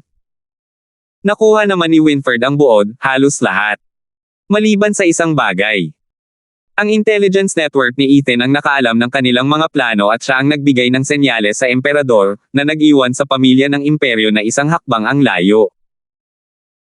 Si Ethan ang may ganap na kontrol sa sitwasyon sa kabuuan, isang bagay na hindi kailanman balak mangyari ng pamilya ng imperyo. Pero hindi ito isang bagay na kayang ipaglaban kay Unwanted Controver, dahil ang mga Halijing tao ay isang napakasikretong sining mula sa walang katapusang mga panlilinlang ni Ethan. Kahit basagin niya ang kanyang ulo at sukleyan ang kanyang utak, hindi pa rin niya ito mauunawaan. Kapuri-puri pa rin ang pagkalkula ng kaya niyang gawin. Bumantong hininga si Timothy at tumango, sampay ng emperador at ang kanyang matalas na pag-iisip. Paano ko kayo sasamantalahin? Ano ang saysay ng pananatili rito kung hindi naman si Ethan? Mga kasama, bumalik na kayong lahat sa Drifting Flowers edifices at sakupin ito sa isang galaw lang. Pagkatapos ay hahawakan natin ang Veiled Dragon Pavilion at Sword Marquis Abode sa parehong paraan. Kailangan lang nating maging mas mabilis kaysa kay Ethan. Hulihin siya kapag bumagsak na siya at saka kunin ang ulo ng emperador. Hindi ganoon kabilis. Sabi ni Winford, Panginoon ng Ari-Arian, kailangan nating sundin ang layunin ng emperador. O sa halip na manood mula sa gilid, makikita niya si Ethan na mahina at tutulungan siya mula sa dilim. Iyan ang pinakamasamang kahihinatnan para sa atin. Ano ang dapat ikatakot? Gamit ang aking 9 Dragons Diamond Body, ang mundo. Kaya nga kailangan nating mag-ingat. Pinutol siya ni Winford, ang sekreto mo ay ang harapin si Ethan. Kung lalabas ito ngayon, maglalagay siya ng ilang kontra at mas mahihirapan tayong harapin siya. Panginoon ng Ari-Arian, ayaw mo bang tanggapin ang mga palaboy na ito? Nagpakita si Timothy ng malapad na ngiti, Sir Leng, ang ibig mong sabihin. Napakahusay at napakatalinong tukana ni Ethan. Bakit hindi natin gamitin ang parehong ideya? May palihim ng ngiti, nagpatuloy si Winford, gusto niyang tulungan natin siyang ayusin ang mga kakampi niya at iyon ang gagawin natin. Pero hindi ba't tutulungan din niya tayong makahanap ng sarili nating mga kakampi? Wala nang tirahan ang mga tao sa Hell Valley at tanging sa Regent Estate na lang sila maaaring humingi ng kanlungan. Pilking Hall at Merry Woods na lang ang natitira. Kailangan na lang samantalahin ng Estate Lord ang pagkakataong ito para sakupin sila at ang kanilang mga lupain para sa hinaharap. Hindi ba't nakakahiya na palampasin ang ganitong magandang pagkakataon? Humajejek si Timothy, Sir Leng, sinasabi mo bang dapat nating pasalamatan si Ethan sa pagbibigay sa atin ng napakagandang ideya? Hindi namin inakalang makukuha natin ang 7 bahay nang walang anumang sama ng loob sa pagitan natin. Hahaha, dapat mong ipakita ang iyong pasasalamat sa pamamagitan ng pag-iwan sa kanyang bangkay na buo. Ngumiti si Winford. Tumawa si Timothy. Pagkatapos ng lahat ng pag-uusap, walang nagbago. Ang mga eksperto ng Regent Estate ay tamad pa ring naghihintay na may mahuli ang Pain the Aid, at ang 3 kaalyado ni Timothy ay abala pa rin sa pag-atake sa Drifting Flower City. Ilang araw pa ang lumipas, matatag pa rin ang Drifting Flower City, ngunit marami ang nasawi. 7 tagapangasiwa rin ang namatay. Hindi magtatagal ang dependa kung magpapatuloy ito. Swoosh! Sa kanilang sandali ng matinding kawalan ng pag-asa, isang berdeng piraso ng jade ang lumipad papunta sa kamay ni Lola. Tumawa si Lola, galing ito sa ating mga kakampi. Ligtas na tayo. Namulaklak ang pag-asa. Sinuri ni Lola ang jade slip at natigilan. Kasabay ng isang kalabog, nagkalat ang jade sa sahig. 432. Anong problema, Lola? Sigaw ng lahat. Bumantong hininga si Lola, ito ay isang mensahe mula kay Pavilion Lord Long. Tunay ngang nakatulong ang Regent Estate sa ating pagkubkob. Ngunit sa halip na tulungan ang Hell Valley at ang iba pa, pinipigilan nito ang ating mga karagdagang sundalo. Ang panig ni Pavilion Lord Long ay dumanas ng maraming casualty at napilitang umatras. Mag-isa na lang tayo. Ano? Umiling ang mga babae sa kalungkutan. Hanggang ngayon ay kumapit sila sa pag-asang may darating na tulong. Ngunit kahit na ang kanilang suporta ay nasa ilalim ng matinding pag-atake, sila ay lumubog sa hukay ng kawalan ng pag-asa. Maaari silang tumagal ng ilang buwan lamang bago sila masakop ng lubusan. Ang mga gusaling inaanod ng mga bulaklak ay nakasabit sa isang sinulid. Bumantong hininga ang lahat, pakiramdam nila ay mas malapit ang kamatayan kaysa dati. Kumislap ang mga mata ni Lola sa determinasyon, mga tagapangasiwa, hatiin ninyo sa 5 koponan at magsisimula na ngayong gabi. Magkikita tayong muli sa Flying Cloud City na 1,000 milya ang layo. Lola. Alam kong mapanganib ito, na may mataas na posibilidad na malipol, pero mas mabuti na ito kaysa sa maghintay na lang at malaglag ang palakol. Marami pa tayong depensang magagamit. Hindi nila inaasahan na gagawa tayo ng ganoon kadelikadong hakbang. Ang paglusot ang pinakamagandang gawin natin. Kung maghihintay pa tayo, mas magiging alerto sila. Naningkit ang mga mata ni Lola. Tumango ang iba. Ito ang pinakamapanganib, ngunit pinakamapangakong hakbang. Kung mas matagal pa silang maghihintay, mawawala sa kanila ang pagkakataong ito. Yumuko ang mga tagapangasiwa, naiintindihan ko po, Lola. Mataas ang buwan sa kalangitan sa gabi, na may bihirang ulap na sumisira sa liwanag nito paminsan-minsan. Sa labas ng Drifting Flower City, ang mga disipulo ng 3 bahay ay umalis pagkatapos ng mahabang araw ng trabaho, na nag-iwan ng ilang daang gwardya. Isang tagapangasiwa ang nagtago sa libu-libong disipulo nito sa labas ng lungsod sa ilalim ng takip ng gabi. Mabilis silang kumilos, parang mga pantera, at ilang segundo lang ay naabutan nila ang mga walang kamalay-malay na gwardya. Naputol ang sigaw ng gwardya nang tamaan siya ng espada ng disipulo ng Drifting Flowers Edifices sa leeg. Nanlalaki pa rin ang kanyang mga mata nang tamaan niya ang namumuong dugo sa lupa. Ang mga disipulo ng Drifting Flowers Edifices ay nahati sa mga pangkat na may 3 hanggang 5 miyembro, na ninakawan ng buhay ang mga gwardya at tiniyak ang tagumpay ng misyong ito. Tiyak na mangyayari ang pagkakamali sa isang punto anuman ang mangyari. Isang gwardya ang naghagis ng isang jade slip sa hangin. Sumabog ang jade slip kasabay ng pag-ulan ng liwanag, na nagpapakita ng mga anino sa nakasisilaw nitong anyo. Sumigaw ang tagapangasiwa, nakita tayo. Mga kapatid, kalimutan na ninyo ang lahat at sumalakay na kayo. Sugod na. Sabay-sabay na sumugod ang 1,000 disipulo patungo sa garrison ng 3 bahay habang sumisigaw. Nakalabas na ang mga Panginoon ng bahay sa unang senyales ng babala, ginagabayan ang kanilang mga disipulo. Nang makitang 1,000 tao lamang ang paparating sa kanila, kumalma sila. Iyon lang. Ang mga malalakas na sundalong ito ay gagawa ng pagsalakay sa gabi kasama ang 1,000 mandirigma. Hindi sapat iyon para may naitan tayo, hahaha, paghahamak ni Luban. Tumango si Boyet nang nakangiti, totoo. Dahil ilan lamang sa mga karaniwang tagapangasiwa ang nangunguna, ano ang magagawa nila kahit na maabyutin nila tayo? Kailan pa naging ulila ang Benjo show na iyon? Dapat kang magpadala ng mas maraming tao kung gusto mong umatake. Walang silbi ang iilang ito.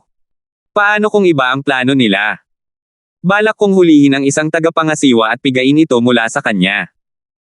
Magiging maganda at madaling gantimpala ito. Kumislap ang mga mata ni Wanshan. Tumango naman ang 2 pa sa loob. May katuturan ka talaga, Wanshan. Sumugod din silang 2. Sa kanilang level, napakadali lang nito. Napahajejek si Wanshan sa likod, walang pakialam. Bam! Bam! Si Luban ang unang dumating na may kakaibang bilis.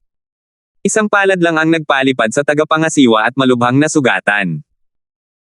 Natatawang sabi ni Luban, habang sumusulyap kay Boyet na papalapit na may kumpiyansa, hahaha, mukhang akin lang ang lahat ng ito. Syempre madali lang yan para sa iyo kapag mas mabilis ka pa sa kuneho. Kung tungkol naman sa kung gaano kalaking papuri ang makukuha mo, hindi pa natin alam. Ngumiti si Boyet. Hindi pinansin ni Luban ang sinabi niya, at sinunggaban ang babae, ang merito ay merito rin. Hahaha, binibini, bakit ka umaatake sa gabi? Nakataas lang ang ulo ng tagapangasiwa, pinagmamasdan ang buwan. Natalo rin ang kanyang 1,000 disipulo, karamihan ay patay, ang iba ay nabihag, at kakaunti lamang ang nakatakas. Humigpit ang kamay ni Luban at binaha ang kanyang katawan ng Yuan Chi. Kumunat ang noo ng babae at pinagpawisan dahil sa hindi maisip na sakit, ngunit hindi pa rin siya sumilip. Humph! Ang tibay mo talaga. Hayaan mo muna akong tanggalin ang kamay mo. Sigaw ni Luban. Nakatitig pa rin sa buwan ang babae. Galit na galit si Luban, ngunit pinigilan siya ni Boyet bago pa man siya makahakbang. Hahaha, House Lord Lin, ang babaeng ito ay isang tagapangasiwa. Hindi uobra sa kanya ang karaniwang interogasyon. May dala akong 100 langgampil. Parang kagat ng libu-libong langgam ang pakiramdam sa buong katawan. Ang sakit at paghihirap na iyon ay mas malala pa sa kamatayan. Maaari ko bang subukan? Humph, bulok na anggas. Ninanakaw mo ang aking atensyon. Halata kay Luban kung ano ang ginagawa ng matanda, pero wala rin naman siyang nakukuha mula sa matigas ang ulong babae. Kung sakaling napakahalaga ng impormasyong natagap niya, ang pagpapaliban nito ay tiyak na magdudulot ng matinding gulat sa Regent Estate laban kay Mary Woods. Bumantong hininga si Luban at iniabot ang kamay niya. Sige, tingnan natin kung kasing epektibo ng sinasabi mo ang 100 ant pill mo. Maghanda kayong mamangha, hahaha. Pinilit ni Boyet na ibuka ang kanyang panga at inihagis ang tableta. Nanginig ang babae at nagsimulang pagpawisan ng mas malakas kaysa dati. Pero nanatiling nakatikom ang mga labi niya, kahit nguyain niya ang mga ito hanggang sa damyogo. Hahaha, ang sakit talaga. Nakakapaso, nakakaiti, nakakakiliti, at huwag nating kalimutan ang napakatinding sakit. Humajejek si Boyet habang lumapit sa kanyang tainga, walang makakatagal ng higit sa 2 oras. Umamin ka na at aalisin ko ang paghihirap mo. Bakit ang tigas ng ulo mo? Magsalita ka, bakit ka umaatake? Lalong nagngalit ang ngipin ng babae at sumeryoso ang mukha. Hindi naman pupunta si Boyet, nakatingin lang sa kanya ng may kumpiyansa, kung gayon, tulungan mo ang sarili mo sa mundo ng paghihirap. Sabihin mo lang sa akin kapag naging mahirap na ang sitwasyon, ha? Maghihintay ako, hahaha. Nagsalita si Boyet na parang nagwagi. Ikaw na wansyan sa gilid ay may tamad at malabong ngiti. 1 oras matapos ang pagpapahirap, ang babae ay namula na parang hinog na kamatis at hindi na makatiis, ibigay mo sa akin ngayon. Magsasalita ako. Sasabihin ko sa iyo ang lahat. Sumulyap si Boyet kay Luban ng may pagmamalaki at inihagis ang isang tableta sa bibig nito. Kumalma ang babae habang nanginig. Hahaha, magsalita ka nga. Huwag mong isipin kahit 1 segundo na maniniwala ako sa iyo kung sasabihin mong pumunta ka para sakupin ang kampo namin na kakaunti lang ang mga tao. Ano ang pakay mo? Magsabi ka ng totoo. Ngumiti si Boyet. Tumingin ang babae sa langit at nagpakita ng masayang ngiti, hahaha, huli na ang lahat. Huli ka na. Anong nangyayari, magsalita ka nga. Kumunat ang noo ni Boyet. Kinukutya siya ng babae, pinamunuan ko ang aking pangkat dito kahit alam kong kamatayan lang ang ating matatagpuan. Simple lang naman ang ating misyon. Ang patayin ng mga gwardya at magpanggap na isang pagsalakay, at kapag natuklasan na, aabangan na natin. Umalis na sina Lola at ang iba pa. Huli na kayo para makahabol, hahaha. Ano, isa ba itong pang-abala? Nanginig si Boyet at nagmura, sampay ng babaeng iyon at ang mga pukana niya. Ang tagal umakto ng babaeng iyon na marangal at hindi natin inakalang isasakripisyo niya ang isang tagapangasiwa, para lang mailigtas ang sarili niya. Humph, talagang ipinakita mo sa akin, ginang ng bakal. Napasinghap si Boyet dahil sa pang-iinis ng babae. Iniisip na ni Luban kung paano ito ipapaliwanag sa Regent Estate. Si Only Wanshan ay may mapagmataas na tingin at tusong ngiti. 433. Ang mga sinag ng araw sa umaga ay sumikat sa lupain, pinapawi ang kadiliman at nangangako ng pag-asa. Sa isang madilim na bangin, dinala ni Lola ang kanyang grupo sa isang sapa para kumuha ng isang patak ng tubig. Lahat sila ay mukhang pagod at pagod, habang si Lola ay lalong lumala ang kalagayan dahil sa lason. Lola, narito po ang tubig. Isang disipulo ang nagpakita ng konsiderasyon sa kanya. Tinapik ni Lola ang ulo ng bata at tumingin sa silangan na puno ng dalamhati. Nabalitaan ko mula sa 5 koponan kagabi na namataan ang koponan ni Gelder Rose. Para sa kapakanan ng ating paglalakbay patungo sa kaligtasan, natalo nila ang kalaban at malamang ay patay na sila ngayon. Binaygo ko sila. Lola, si Overseer Gelder Rose ay katulad nating lahat, handang ayalay ang kanyang buhay para sa mga edifisyo ng Drifting Flowers. Hindi kanya kailanman masisisi, pagpapakalma ng overseer ng Peony. Umiling si Lola habang umiiyak. Swoosh! Sumili ang Iris overseer sa kanilang harapan. Naging mabigat ang kanyang mukha habang lumilingon sa paligid habang nagsasalita, Lola, nahaharangan ang daan papasok at hinahanap na nila tayo ngayon papunta rito. Ano? Umiiyak at nanginginig si Lola. Kung hindi lang dahil sa isang taong umalalay sa kanya, malamang ay bumagsak na siya ngayon. Nahulaan na ba nila ang plano nating pagtakas? Paano? Hindi makapaniwalang tanong ni Lola, sino ang susunod sa atin? Sumagot si Iris Overseer, Lola, ang grupo nila ay binubuo ng mga kabataang pinamumunuan ng Grand Elder at ikalimang Elder ng Hell Valley. Nahulaan ba ng Hell Valley ang pagtatangka nating tumakas? Simula nang mamatay si Ricky, hindi pa sila nagkaroon ng ganitong katusuhan. Umiling si Lola, at nakaramdam ng mapait na panghihinayang sa kanyang kalooban. Nawala na talaga ako. Doon sa Drifting Flowers edifices, kaya pa rin nilang kumapit ng ilang buwan gamit ang kanilang mga depensa, ngunit dito, dahil naging mga nahuhuli na sila, wala silang pagkakataon laban sa kahit anong grupo. Ang kanilang pagtakas ay isang matapang na sugal. Ang mga gusaling panalo at naanod na bulaklak ay babangon balang araw mula sa abo. Ang pagkatalo at ang kanilang pagkamatay ay magiging mas kalunos-lunos. Medyo halata na ngayon kung anong kamay ang nilero niya. Malayo ang pananaw ko sa buong buhay ko, pero paulit-ulit lang akong nagkakamali sa huli, kaya naman sinira nito ang pamana ng Drifting Flowers edifices. Nahihiya akong makilala ang aking mga ninuno sa ilalim ng lupa, sigaw ni Lola.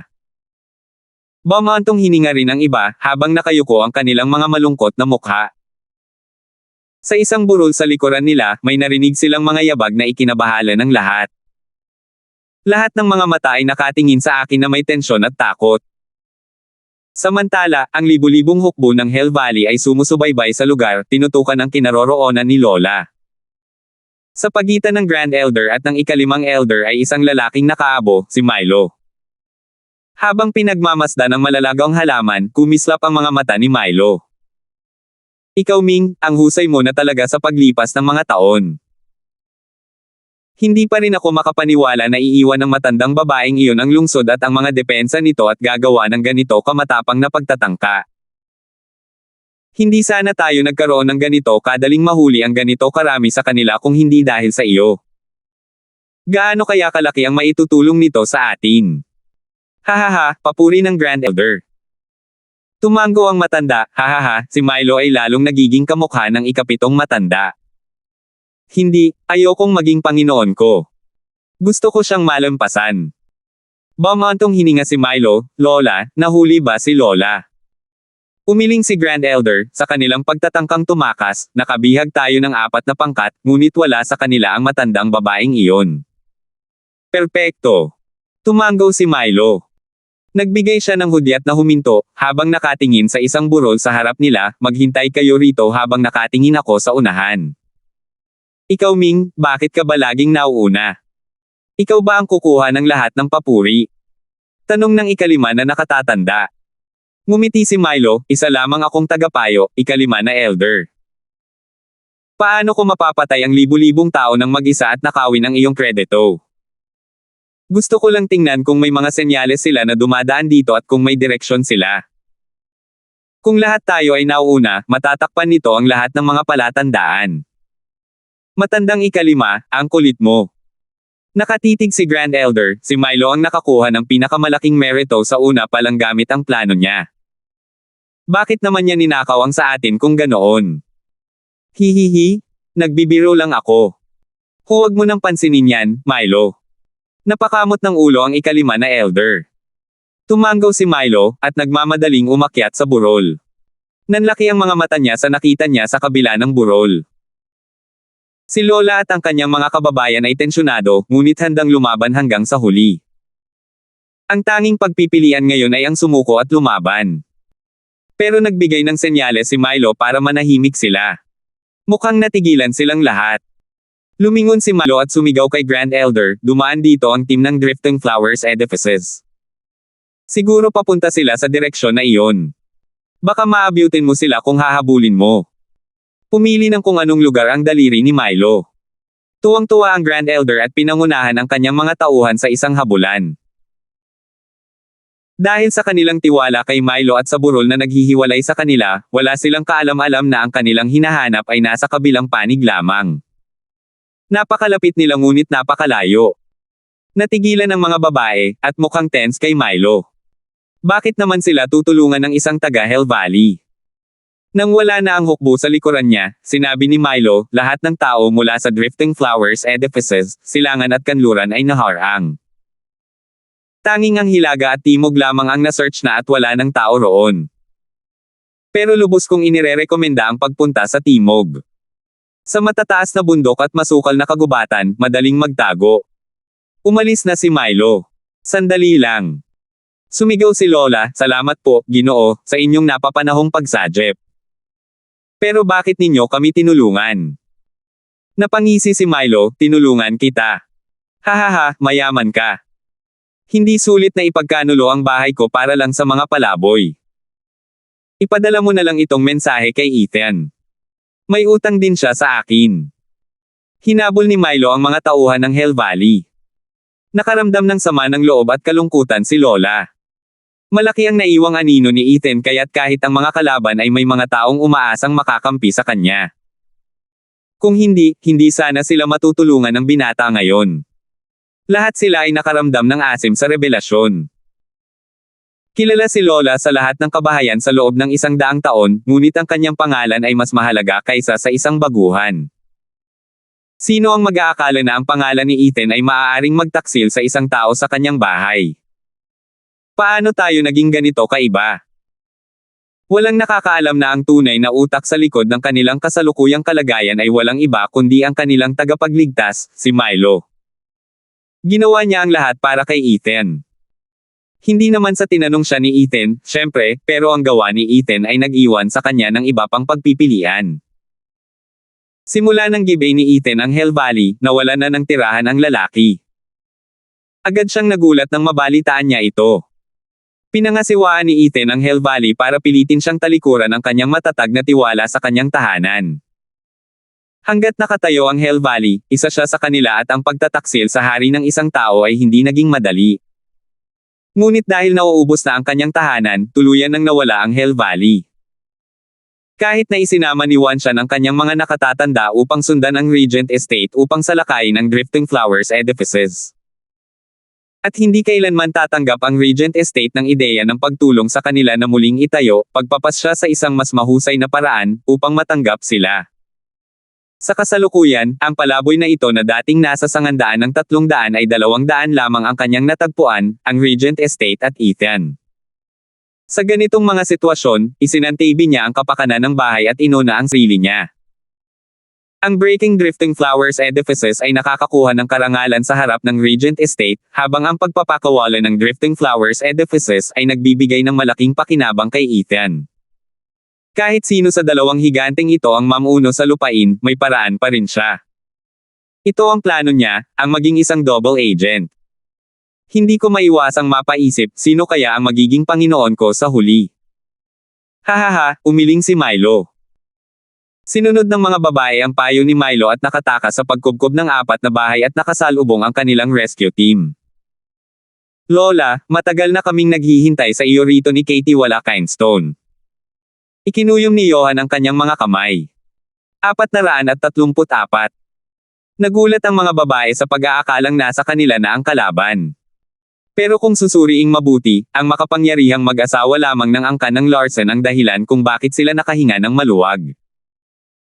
Yumuko si Lola at nagsalita, "Mga elder, napakasarap makita kayo sa oras na ito ng matinding pangangailangan. Magkakampi naman ang mga bahay natin. Natural lang na tumulong." Sagot ni Johan ng may paggalang at saka naging seryoso, "Lola, may hindi ako maintindihan. Malinaw na binigyan ka na namin ng sapat na babala tungkol sa pag-atake ng Regent Estate pero bakit ka naging pasibo?" Namula ang mukha ni na Lola at ng mga tagapangasiwa, habang nakayuko ang kanilang mga ulo sa kahihiyan. Malinaw na ipinahihiwatig ng mga matatandang ito ang ating kawalan ng tiwala sa angkan ng Larsen. Na matagal tayong natigil sa paggawa ng desisyon. Para silang tinatawag na maliit at kainahinala. Pero kahit papaano ay nailigtas nila sila. Habang umuubo, nilalabanan ni Lola ang pagkailang, "Sa totoo lang, matagal na akong nag-iisa at ang impormasyon ay iniwan na lang sa iba. Masyado silang mababaw sa kanilang pag-iisip at hindi nila sineryoso na aatake ang Regent Estate. Paglabas ko, napapaligiran na ako ng mga kalaban sa mga gate at huli na ang lahat. Nahihiya talaga ako, hihihem." Umubo si Lola na namumula ang mukha. Ito ang unang pagkakataon na magsabi siya ng ganito kahalitang kasinungalingan sa harap ng lahat at ibinaling ang sisi sa kanyang mga anak na babae. Lalo lang siyang nahihiya. Ano pa bang ibang pagpipilian? Hindi niya pwedeng basta na lang aminin na isa itong pagkakamali niya. Masisira nito ang tiwala ng mga tagapamahala. Dahil sa kung paano sila naging mga palaboy, hindi nila kayang itakwil ang tulong ng Larsen clan. Naiintindihan ko. Sabi ni na Johan at Jillian, habang nakangiti sa loob. Tinawagan na ito ni Ethan simula nang makatanggap siya ng tulong mula sa Drifting Flowers Edifices. At halatang alam na rin ng dalawang ito ang nangyari. Iyon nga lang, para makumplito ang plano ni Ethan na magdagdag ng mga Drifting Flower Edifices sa Larsen clan, kailangang maghari ang dalawang ito sa panunukso, para hindi nila masira ang plano ng demonyong Katie Wala. Kaya't natawa na lang sila sa loob-loob nila, tumatango sa walang kwentang dahilan ng babaeng iyon. Pero hindi nila maalis ang nakakalokong ngiti sa kanilang mga mukha. Napagtanto agad ni Lola na ang dalawa ay sangkot sa kanyang problema kaya tumalikod siya mula sa mga mapang-uyam na titig na iyon. "Nako, hindi ka marunong tumanggap ng tulong agad kaya pinaghihinalaan mo ang impormasyon namin. Hihihi, tingnan mo kung sino ang walang hiya ngayon." Nakaramdam ng sama ng loob si Lola. Galit ang PNE Overseer, "Dahil matagal mo nang alam ang tungkol sa pag-atake sa amin, bakit hindi ka tumulong ng mas maaga? Hinintay mo ba kaming mawasak bago ka kumilos? Anong klaseng kakampi ka? Girlie, kung hindi, wala sana tayo rito." Si Johan ay isang eksperto sa Radiant Stage. Nagpakita siya ng kahusayan sa mga kababaihan para kay Ethan, ngunit hahayaan ba niya ang isang tagapangasiwa ng Profound Heaven na basta na lang sumagot sa kanya? Namamagitin si Lola, "Elder Quill, kumalma ka naman. Napakaprangka ni Peony. Huwag mo siyang pakialaman." Pagkatapos ay pinagalitan ni Lola, "Peony, si Elder Quill ay nanggaling pa sa malayo para tulungan tayo kaya ang pinakamababa mong magagawa ay magpakita ng kaunting konsiderasyon. Humingi ka ng tawad. Humph, pasensya na. Kung totoo ang pagsadyap sa kanila, bakit kakaunti lang sila at wala man lang si Ethan? Wala talaga silang balak tulungan tayo." Sigaw ni PNE Overseer. Galit na natawa si Johan, "Walang alam na babae, ano ang alam ng grupo ng mga walang kwentang taong tulad mo tungkol sa masalimuot na plano ni Katie Wala Kindstone? Nang matanggap niya ang iyong paghingi ng tulong, alam ni Katie Wala Kindstone na hindi mo siya titingnan sa parehong paraan dahil sa pagkuha mo ng iyong body root o paniniwalaan ang kanyang mga mensahe. Binalaan pa nga kami ni Katie Wala Kindstone na huwag sabihin ito dahil kung hindi ay masisira nito ang ugnayan sa pagitan ng mga bahay. Pero wala ka ng pagpipilian sa akin. Humph, may karapatan ba siyang nakawin ang ating mahalagang kayamanan?" Hindi umatras si PNE Overseer kahit laban sa isang eksperto sa Radiant Stage. Patuloy siyang hinihila ni Lola ngunit wala itong silbi. Kabilang na ang dalawang ito sa angkan ng Larsen ngayon pero kilala pa rin sila bilang mga halimaw sa Titans. Paano mo sila naiinis? Ang pagharap sa kanila rito ang pinakakatangang bagay na magagawa ng isang tao. Naikuyom ni Johan ang kanyang mga kamao, makinig ka rito, babae, kung hindi dahil kay Katie wala Kindstone, malamang ay pinunit ko na ang leeg mo dahil sa labis na kawalan ng respeto na ito. Sumabog ang mabangis na aura ni Johan at nagpanginag sa lahat. Namutla si Lola, hinayla ang PNE overseer sa likuran niya at tinitigan siya ng masama para hindi siya mahuli. Kakalabas lang nila ng buhay mula sa isang pagkubkob at malapit na silang mamatay sa kamay ng sarili nilang mga kakampi dahil sa isang maliit na alitan. Mas malakas sila kaysa sa lahat ng nandito, pero nag-aasar ka pa rin. Bumantong hininga si Lola, parang gusto niyang sipain ng malakas si PNE overseer. Ang tagal na pero hindi pa rin humupa ang init ng ulo mo. Baka mamatay pa tayo dahil dyan. Napalunok silang lahat sa takot, habang pinagmamasdan si Johan na nasa bingit ng pagkabalisa. Pinatahimik ni Jillian ang mabigat na pakiramdam gamit ang isang ngiti, hinayla si Johan palapit, hahaha, lahat tayo ay nasa iisang panig. Bakit pa tayo magtatalo? Tama ba, Lola? Oo, tama si Elder Baker. Mabilis na hinawakan ni Lola ang linya ng buhay, yumuko kay Johan, Elder Quill, patawarin mo ako. Hindi ko siya naturuan ng maayos. Kasalanan ko ang lahat ng ito at hinihiling ko sana na pigilan ni Elder Quill ang kanyang galit. Napakababa ng pagyuko ni Lola, na wala ang kanyang Lady of Steel vibe, na nagiiwan sa kanya na walang prestihiyo. Ang tagpong ito ay sumikat sa bawat tagapangasiwa na sila ngayon ay wala ng tirahan at nawala na ang lahat ng kanilang pagmamataas. Ngumuso si Johan. Ngumiti si Jillian, nako, humingi na sila ng tawad. Magpakita ka naman ng konsiderasyon. Humph! Itinaas ni Johan ang ilong niya, nakataas pa rin ang baba niya. Naging seryoso si Jillian at sinipa ang sarili, sabay saway, ngayon ay binabaliwala mo na ako, di ba? Akala ko ba sinabi ko na sa iyo na magpakita ka ng konsiderasyon? Nawala ang kayabangan ni Johan, at tinitigan niya si Jillian na parang biktima. Pagkatapos ay kinawayan niya ang lahat at umubo kay Lola, ayos lang. Hindi naman ako ganoon kaliit, ahem.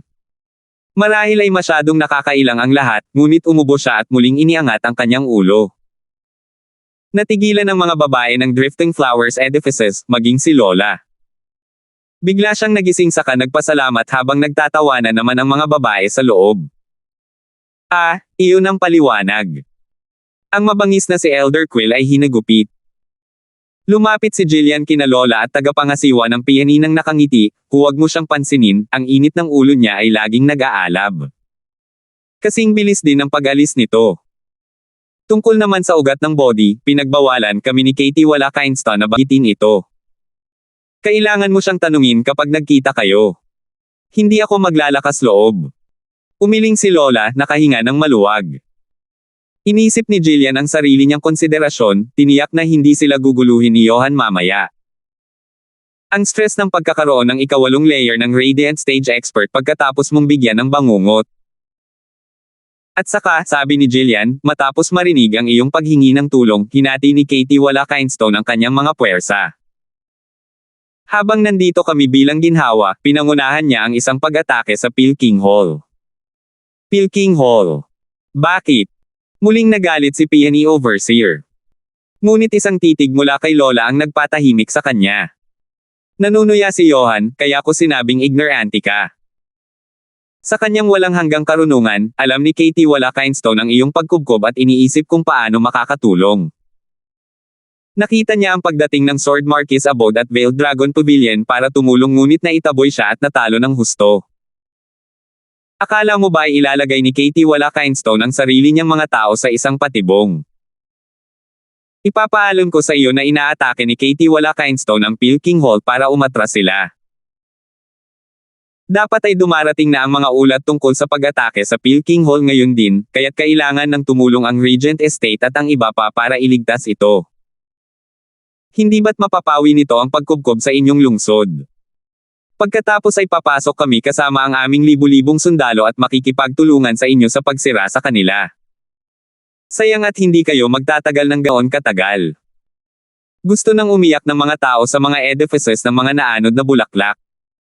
Sus Mariosep. Masyado tayong maaga nakalabas. Dapat ay nanatili pa kami roon ng ilang araw at darating sana ang ginhawa na nagligtas sa mga edipisyo ng drifting flowers.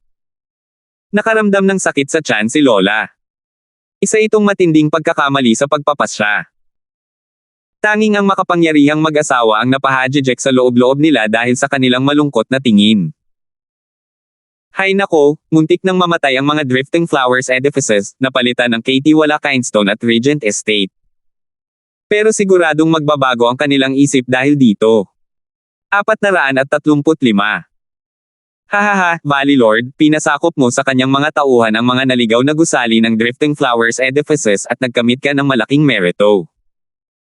Isang pagtataguyod sa iyo, Valley Lord Yu. Sa isang malawak na patio, nagdaos ng isang piging ang Regent Estate. Naupo si Timothy sa pangunahing upuan, kasama ang mga Panginoon ng sambahayan at mga banal na dragon sa kanyang tabi. Mukhang namula si Timothy, tumatawa na parang wala sa sarili at nagpupugay sa tagumpay ng Hell Valley. Nagpanggap na mahinhin si Wanshan, Timothy, masyadong mabait ang estate lord. Tungkulin ko iyon. Humph, Hipokrito. Nagder si Boyet at Luban sa kanilang isipan, habang tinatitigan siya ng may masamang balak. Habang binabali ang kanilang mga likod sa pag-atake sa mga hanay, ang lalaking ito ay nagmadali sa paghahagis ng kanyang lambat at paghuli sa mga tumatakas na kababaihan. Parang isang taksil na basura. Gusto nang bugbugin ng dalawa si Wanshan noon din. Napansin ni Wanshan ang kanilang inggit at lumingon ng may magiliw na ngiti. Lalo lamang itong nagpulala ng kanilang galit, anong ipinagyayabang mo, galaka? Wala kang tahanan. Naku, Valley Lord Yu, kahangahangang galaw mo, nabihag mo ang mga babae ng drifting flowers edifices. Pero, paano mo nga ba nalaman kung ano ang gagawin nila? Tanong ni Winford. Yumuko si Wanshan at nagulat, Sir Leng, hindi lang akin ang tagumpay, pero ang papuri ay nasa aking mahusay na assistant. Itinuro ni Wanshan ang isang kulay abong roba, siya ang bagong tagapayo ng Hell Valley, si Milo, ang huling disipulo ng yumaong si Ricky. Lumingon ang lahat kay Milo. Si Ricky ang pangatlo sa pinakamagaling na tao sa Titans. Nakakahiyaman, nahulog siya sa kamay ni Ethan, pero maganda ang ugali niya. Hindi na kailangang sabihin pa na ang kanyang disipulo ay dapat kahit papaano ay mamuhay ayon sa pangalan ng kanyang guro. Kaya sinuri ng lahat si Milo, kahit si Timothy. Yumuko si Milo at muling umupo. Sinuri siya ni Winford, tumango, naiintindihan ko na ngayon kung bakit ang Hell Valley ay gumagalaw ng may layunin at katumpakan nitong mga nakaraang araw. Mayroon ka ng tagapayo ngayon. Hahaha, ang mga bayani ay laging dumarating na bata. Sir Milo, sa hula mo, saan sa tingin mo bumaling ang mga babaeng tumatakas sa drifting flowers edifices? Sa totoo lang, hindi ko alam. Gayunpaman, dahil alam ko kung gaano katigasan ang ulo si Lola, at dahil kilala niya ito sa pangalang Lady of Steel, hindi siya basta-basta sumusuko. Darating din ang araw na ito at nagplano siya ng naaayon. Hindi ko akalain na magiging ganito siya kalakas ang loob na sirain ang pagkubkob habang mayroon pa silang natitirang laban. Ang pagbihag sa napakaraming disipulo niya ay isang masayang pagkakataon lamang. Bagamat nakalulungkot na nakatakas si Lola at ang mga tagapangasiwa. Bumantong hininga si Milo, mahina pa rin ang aking kasanayan at maraming bagay ang nakakaligtaan ko. Sana mapatawad ako ng Panginoon ng ari-arian. Ang mga mukha ni Boyet at Luban ay magkasabay na kumaibot. Po, sir. Mga bituin at garter ko, ang punk na ito ay katulad mo, Wanshan. Nagyayabang at nagkukunwaring mapagpakumbaba. Kung hindi mo sinasadyang nahuli lahat ng mga bilanggo na yan, ibig sabihin ba noon ay dapat magbigti ang dalawang bahay na nahuli sa Jack Squat? Nagtakip ng ilong ang dalawang Panginoon at naghahabol ng hininga sa galit. Ang pagkubkob sa drifting flowers edifices ang siyang tiyak na magwawagi sa palaboy na Hell Valley. Isang bagay na hindi kailanman matatanggap ng dalawang ito. Ngumiti si Winford, napaka mapagkumbaba ni Sir Milo. Paano magiging isang pagkakamali kung nakamit mo na ang ganitong merito? Hahaha. Tumango si Timothy, ikaw Ming, talagang sinusundan mo ang iyong Panginoon. Malayo ang mararating ng Hell Valley kapag kasama mo sila. Masyadong mabait ang Panginoon ng ari-arian. Tumanggaw si Milo. Tumawa ng may pagmamalaki si Wanshan, naniniwalang malapit na ang muling pagtatayo ng Hell Valley. Nanunuya si Boyet, Humph, ano pa kayang kinabukasan ng isang bahay na ninakawan? Anong sabi mo? Sigaw ni Wanshan.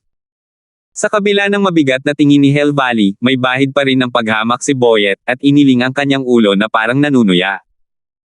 Isang hudyat ng pagdating ng isang berdeng kislap. Nasalo ito ni Boyet. Binasa niyang mabuti ang jade at namutla. Lumuhad siya noon at nagmakaawa, Panginoong Ari-Arian Donford, nagmamakaawa ako sa iyo, iligtas mo si Pilkington. Ano ba ang nangyari, Lord Yan? Tanong ni Timothy. Hindi mapakali si Boyet, sinisira ni Ethan ang Pilkington. Malapit nang maging alikabok ang pamana ng bahay ko. Lord of Estate, pakiusap, magpadala ka ng tulong. Ano? Hindi sila makapaniwala sa narinig. Si Pilkington na naman ang hinahanap ni Ethan. Mukhang gulat na gulat sina Timothy at Winford, ngunit may nakatagong kislap ng ngiti sa kanilang mga mata. Nasiyahan si Wanshan sa pagbabago ng sitwasyon, tumatawa ng walang pakialam, hihihi, pag-usapan natin ang matuwid na paghihiganti. Ikaw. Namula ang mga mata ni Boyet. Sino ang nagsabi sa kanya na maliitin ang kasawian ng ibang tao? Wala siyang paraan para gumanti at tumingin ng may pagmamakaawa kay Timothy, Panginoon ng Ari-Arian Donford, dapat mo akong tulungan. Ang buong Pilkington ay magpapasalamat magpakailanman. Hinaplos ang kanyang baba, lumingon si Timothy kay Winford. Dumating si Winford na handa, nagmukhang mabigat, para bumagay sa mood, si Ethan ay masyadong masama at tuso. Ang pagpasok ng walang plano ay maglalagay sa atin sa kapahamakan, na mahuhulog sa kanyang tusong tukana. Sa abot ng aking kaalaman, dapat nating atakihin ang kanyang mga kakampi para pilitin siyang umalis. Aatakihin natin ang Veiled Dragon Pavilion at iyon ang magtutulak sa kanya na iligtas sila. Hindi ba't mapapawi iyon ng Pilkington? Bibigyan sana ni Ethan ng pinakamalaking thumbs up si Winford kung nandito siya. Ang galing, tinanggal mo agad ang mga salita sa bibig ko. Nagkasundo ang dalawa tungkol dito, ginagamit ang mga kilos ng isa't isa bilang dahilan para isulong ang kanilang personal na agenda.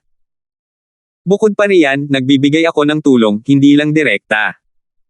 May mga kasamahan ako sa trabaho na inaayos ito ngayon. Kaya hindi mo ako masisisi sa pagiging masamang kakampi ko. Ang resulta. Isa-isang gumuguho ang 8 bahay ng mga Maharlika, kaya ang angka ng Larsen at ang Regent Estate na lang ang natitirang nakatayo. Walang ibang nagawa ang pag-alis kundi ang umasa sa kanila para mapalakas ang kanilang kapangyarihan. Sa madaling salita, lahat sila ay mawawasak, at tanging ang 2 utak na ito lamang ang magmumukhang buhay na parang mga bandido. Naintindihan din ito ni Milo at Beaumontong hininga sa loob. Ngayon, ang ito, ay isang hayagang tukana. Maaaring alam mo ang bawat detalye ngunit wala ka pa ring kapangyarihang pigilan ito. Ang bawat panig ay may kanya-kanyang utak na kumikilos bilang tagapag-ugnay at ang mga bahay ang siyang pinagmumulan ng mga problema. Kakampi man o kaaway, lahat kayo ay kakainin at iluluwa.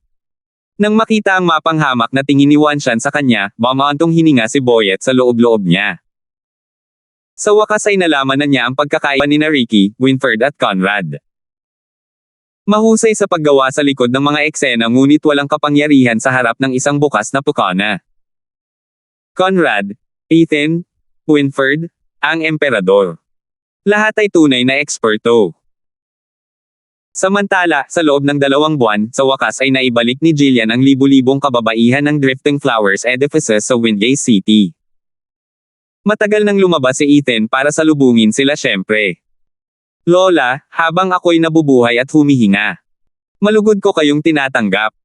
Wika ni Ethan habang nakalagay ang mga kamay sa likod. Yumuko si Lola mula sa layong 12-12 ng metro, nagpapasalamat ako sa iyo, Katie Wala Kindstone, para sa tulong sa oras ng pangangailangan ng Drifting Flowers edifices, sa paglalaan ng oras para personal na bisitahin kami. Hindi ko masabi kung gaano ako kagalang-galang.